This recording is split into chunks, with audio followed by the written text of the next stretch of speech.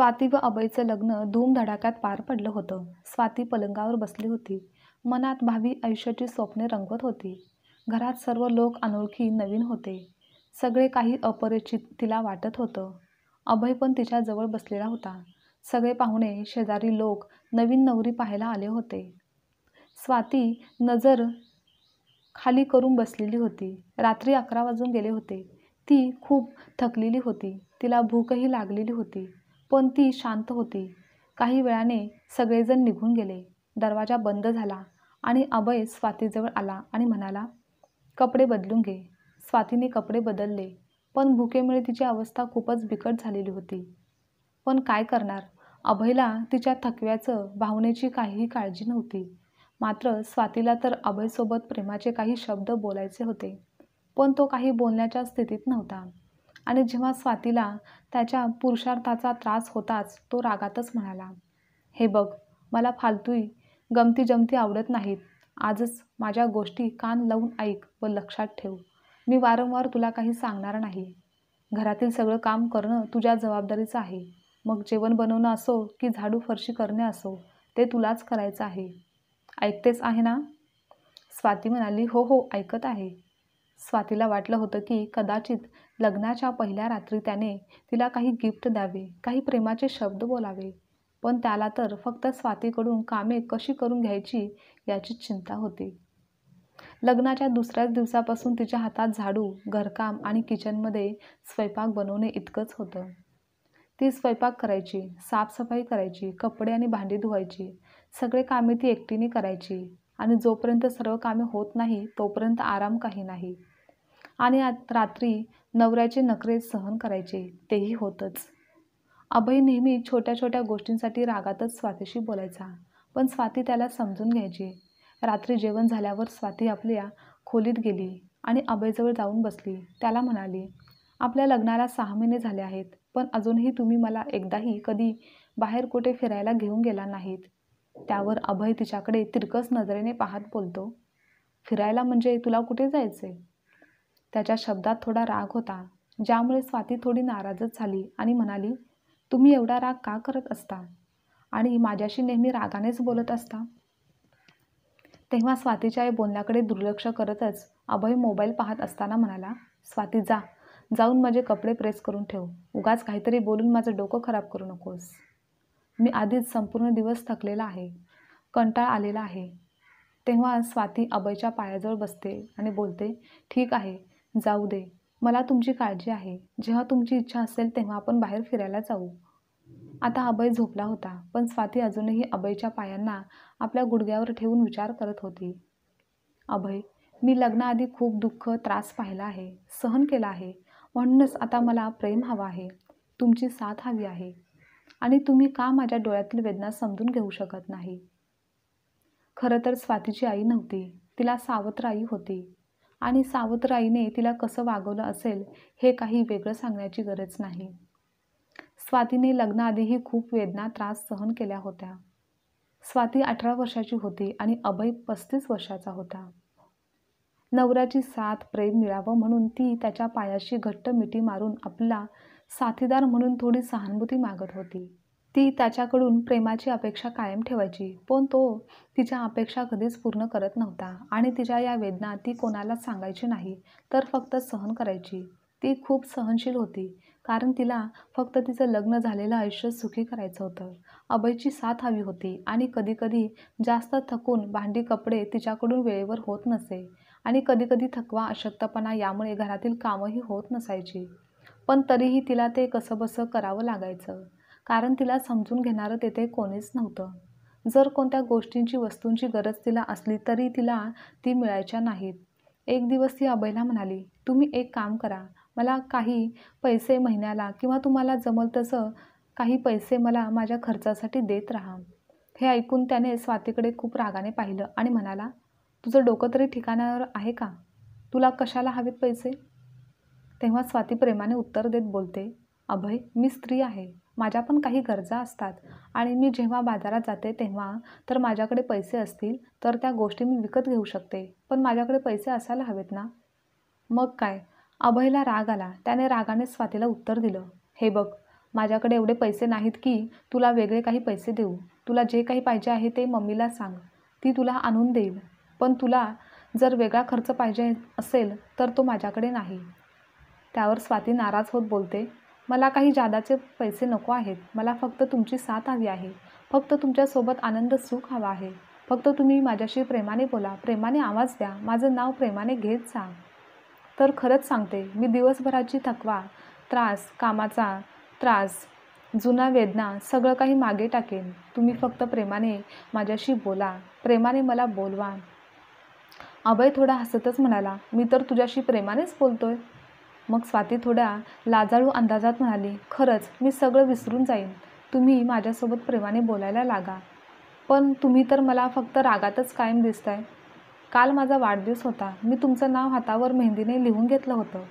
तेव्हा अभय मेहंदीकडे पाहत मनात विचार करू लागला की हे काय वेडी झाली आहे का ही? नेहमी काहीही बोलत असते, असा विचार करत तो रूमबाहेर आला.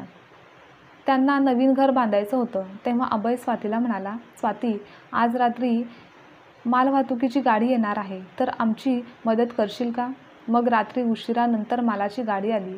तो मालाची गाडी खाली करत होता व हे करता करता रात्रीचे 2 वाजले होते. ते काम झाल्यावर त्याचे डोके दुखायला लागले व थकवा देखील जाणवायला लागला. त्यामुळे तो झोपायला गेला. स्वाती ही रूममध्ये गेली व अभयला बोलू लागली, अहो माझे पाय दुखत आहेत, मला फार त्रास होतोय, थोडे पाय दाबून देता का? तर अभय दुसऱ्या साईडला तोंड फिरवत बोलला, गोळी घे, मी तुझं पाय दाबू शकत नाही आणि आता मला त्रास देऊ नकोस. कळलं नाही का? पण डोळ्यातून तिचे अश्रू येऊ लागले. ती रडत होती. तिला खूप त्रास होत होता.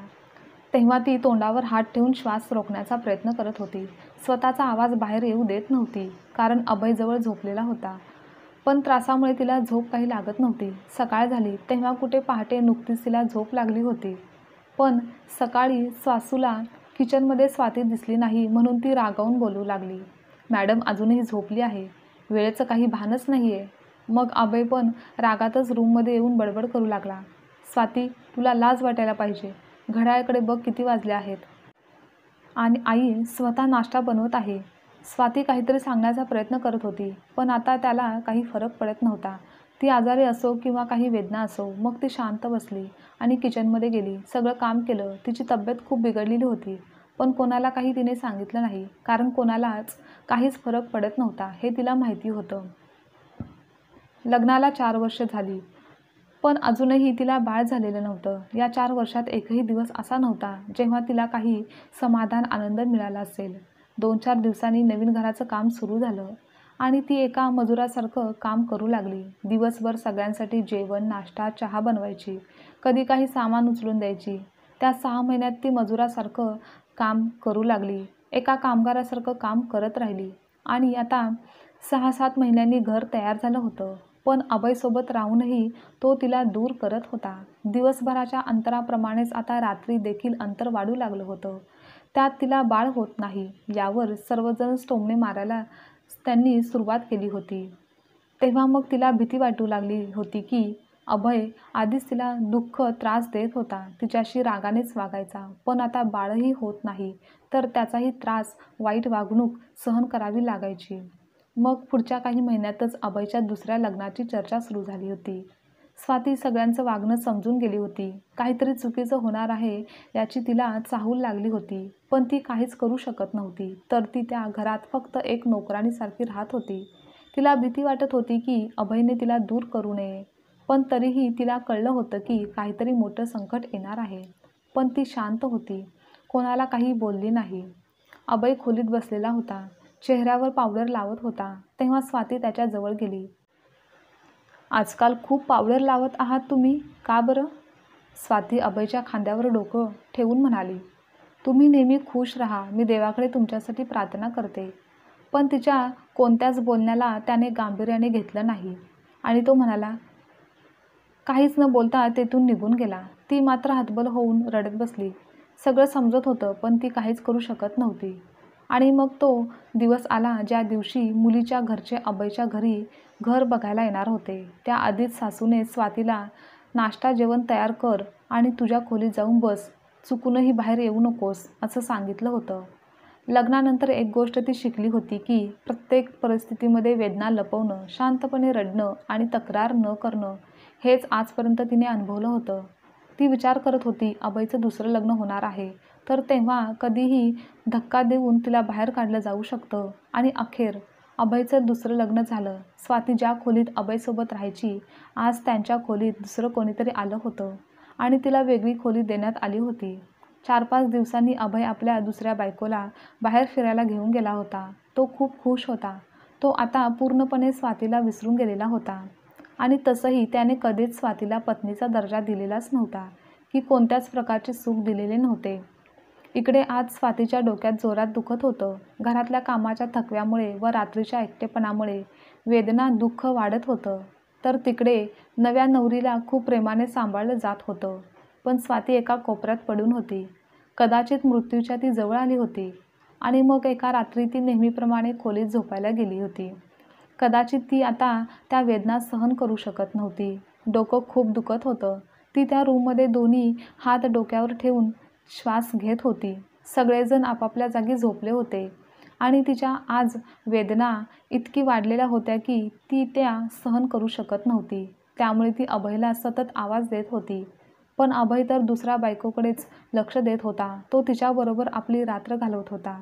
काही वेळाने ती जमिनीवर पडली, तडफडायला लागली. ती कितीतरी ओरडली, पण तिचा आवाज कोणीच ऐकला नाही आणि तिला अखेर शांत झोप लागली. ती जग सोडून निघून गेली. सकाळचे 6 वाजले. सगळेजण तिच्या नावाने ओरडत होते की ती अजून उठलेली नाही आणि नाश्ता तयार देखील झालेला नाही. तेव्हाच अभयने देखील त्याच्या आईला ओरडून विचारलं, "आई, स्वातीला सांग ना, आमचा नाश्ता आणि चहा आमच्या खोलीत पाठवायला." तेव्हा आईने रागानेच म्हणाली, "ती महाराणी अजूनही झोपलेली आहे. पण आज तिला कोणीही उठवायला जायचंच नाही. बघूयात ती अजून किती वेळ झोपून राहणार आहे." त्यानंतर दुपारची वेळ होत आली होती. सगळेजण आपापल्या कामात व्यस्त होते. पण स्वाती अजूनही खोलीतून बाहेर काही आलेली नव्हती. याची काळजी कोणालाच नव्हती. शेवटी सासू खोलीत गेली तिला जाब विचारायला. पण सासूने पाहिलं की स्वाती मान खाली करून जमिनीवर पडलेली होती. तेव्हा त्यांनी गोंधळ केला. तेव्हा आवाज ऐकून सर्वजण आले, तर ती अगदी अकडलेली होती. तिचे अश्रू अजूनही डोळ्यात होते. अचानक ती कशी गेली हे कोणालाच समजलं नाही आणि कोणी जाणून घेण्याचा प्रयत्न देखील केला नाही. त्याने तिचा अंत्यसंस्कार केला, पण कोणीही तिच्यासाठी एकही अश्रू ओघळला नाही. एक दिवस तिच्या खोलीची साफसफाई करताना अभयच्या दुसऱ्या बायकोने पाहिलं की तिच्या खोलीत काही रिपोर्ट्स आणि औषधे होती. ते पाहून ती थक्क झाली, कारण स्वातीला ब्रेन ट्यूमर होता आणि कित्येक दिवसापासून त्रास सुरूच होत होता हे समजलं. त्याचप्रमाणे ती एक डायरी देखील लिहित होती, जिथे ती आपल्या वेदना व्यक्त करत होती. तिच्या डायरीमध्ये लिहिलं होतं की, "अभय, मला तुमच्यावर राग आला आहे. तुम्ही माझ्याकडे कधीच प्रेमाने बघत नाही. आज मी सगळी दिवसभर नवीन घरासाठी खूप कामे केली. त्या दिवशी पहिल्यांदा अभयने मला थंड पाणी दिलं. मी खूप आनंदी झाले. आज मी त्यांच्यासाठी तयार झाले होते, स्वतःला सजवलं होतं. पण त्या वेड्या माणसाने एकदाही माझ्याकडे पाहिलं नाही. पण मग मीही तरी रागवले नाही. तो नेहमीच खूप ओरडत असतो माझ्यावर. माझ्याशी प्रेमाचे 4 शब्दही तो कधी बोलत नाही. आज मला कळलं की मला गंभीर आजार आहे आणि एक दिवस लवकरच मी मरणार आहे. म्हणूनच त्यांच्यापासून लांब जाण्याची मनात खंत आहे. पण मी अभयला काही सांगणार नाही, कारण त्याला त्रास होईल. आता आमचं घर तयार झालं आहे. मी माझं घर खूप छान सजवलं आहे.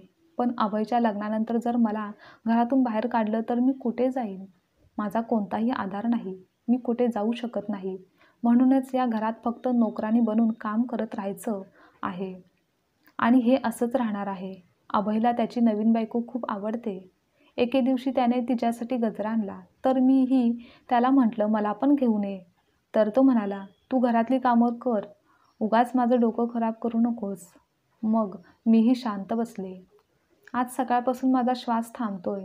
असं वाटतंय खूप त्रास जाणवत आहे. कदाचित माझी वेळ जवळ आली आहे. पण हे मरण कदाचित अभयच्या कुशीत असतं तर किती बरं झालं असतं.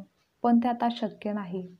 देवा, माझ्या वेदना समजून घे. मला या वेदनेतून मुक्त कर. मला शांत झोपू दे. अभय, तुम्ही कधीही माझी ही डायरी वाचत असाल तर स्वतःला माझ्या मृत्यूसाठी जबाबदार धरू नका. मी तुमच्यावर खूप प्रेम करते. पण नशिबाने मी आता हरली आहे आणि कदाचित माझ्या भाग्यात सुख आनंद नसेलच. आता अजून लिहायला काही होत नाही. मी तर नसेन तेव्हा जेव्हा तुम्हाला मुलं होतील तर माझ्या डोळ्यासमोर फोटोसमोर नक्की एकदा मला भेटायला या. आता खूप वेदना त्रास होत आहेत. आता जास्त लिहू देखील शकत नाही. आता सगळं अपूर्ण राहिलं. स्वाती शांतपणे हे जग सोडून निघून गेली. त्यानंतर ती अभयने डायरी वाचली आणि त्याला फार दुःख वेदना झाल्या. पण आता रडण्याचा काही फायदा नव्हता. ती बिचारी किती त्रासली असावी. तो आता तिच्या फोटोसमोर बसून फार रडून माफी मागतो. पण आता माफी मागायला आणि माफ करायला ती तर परत येणारच नव्हती. त्यामुळे त्याच्या रडण्याला काहीच अर्थ नव्हता. खरं तर आपल्या आजूबाजूला अजून अशा कितीतरी स्वाती आहेत, ज्या अजूनही आहेत. आपल्या जोडीदाराच्या उपेक्षाला सहन करतात. ती वेदना सहन करते, पण तक्रार करत नाही. म्हणूनच आपल्या जोडीदाराकडे प्रेमाने पाहायला शिका. तेव्हा ती त्या प्रत्येक वेदना, दुःख आपल्यापूर्वी विसरून जाते आणि कोणाच्याही वाट्याला स्वातीसारखं आयुष्य जगायला कधीच येऊ नये व स्वातीसारखं कोणतीही मुलगी या जगातून निघून जाऊ नये. आजची कथा तुम्हाला आवडल्यास लाईक, शेअर, कमेंट करा आणि चॅनलवर नवीन असाल तर चॅनलला सबस्क्राईबसुद्धा नक्की करा.